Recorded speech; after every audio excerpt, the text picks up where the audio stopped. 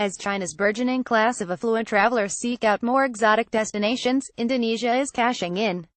China is on track to become the biggest tourist market for Indonesia for the first time this year, overtaking Singapore. That's after a 46% surge in visitors from the world's second-largest economy to 1.4 million in the first 8 months of the year. Joko Widodo in front of Lake Toba, North Sumatra, Indonesia. President Joko Widodo is banking on that kind of demand to help transform the tourism industry into an engine of growth for years to come. To do that, he wants to develop destinations beyond Bali, the so-called island of the gods, where tropical beach resorts, volcanoes and famed temples have long been the main drawcard for visitors to the nation. All over the world they are trying to catch the Chinese market, Indonesia's tourism minister Arif Yahya said in an interview in Jakarta. For sure, the easiest way to increase the number of tourists is to target China. While Indonesia currently captures about 1% of the more than 120 million Chinese who travel abroad each year, Jaya is aiming to double that, targeting advertising in key locations in China. It's a goldmine that's set to bring in billions of dollars, he said, but we'll also need billions of dollars in investment. Read more. China's young globetrotters are driving world travel gains as part of his sweeping vision for developing the vast Indonesian archipelago, a string of more than 17,000 islands. The president has laid out an ambitious infrastructure agenda, and a plan to make tourism a key part of the country's future prosperity. He is under pressure to find new sources of growth for an economy that's expanding about 5%, well short of the 7% target he set when he came to office 3 years ago. Joko, as the president is known, has vowed to double tourist numbers to 20 million a year by 2019, when his first term ends, and broaden out the destinations beyond Bali, which drew nearly 4 million visitors in the first 8 months of this year, almost half of the 9 million arrivals to Indonesia in the period. To do that, Joko wants to build 10 new Balis, a strategy that includes developing infrastructure in Sumatra in the country's west to North Maluku in the east. For an economy that's still heavily dependent on commodities, such as palm oil and coal, tourism is a way of broadening the government's foreign currency revenue sources.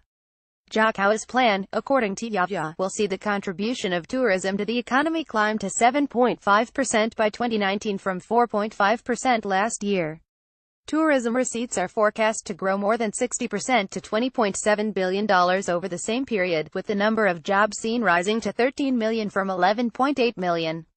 A tour guide takes a picture of a tourist couple at Tegalaling Rice Terrace in Gianyar, Bali. We hope that tourism will become Indonesia's largest source of foreign exchange contributions. I promised to pop Joko into Indonesia. I will make it happen, Yahya said. We believe for Indonesia, tourism and the creative industry can make this country a champion in the world. Even with that kind of growth, Indonesia is far behind neighboring countries in developing tourism and targeting Chinese visitors. Thailand's industry makes up about 18% of gross domestic product, with the country's famed beaches and nightlife attracting 26 million foreign visitors so far this year, 28% of them coming from China. Indonesia also trails Singapore and Malaysia in number of tourists. The government will need to find ways to get Chinese visitors to spend more. Travelers from the Middle East drop an average of $1,700 per visit, and Australians spend $1,500, compared to $1,100 by Chinese tourists.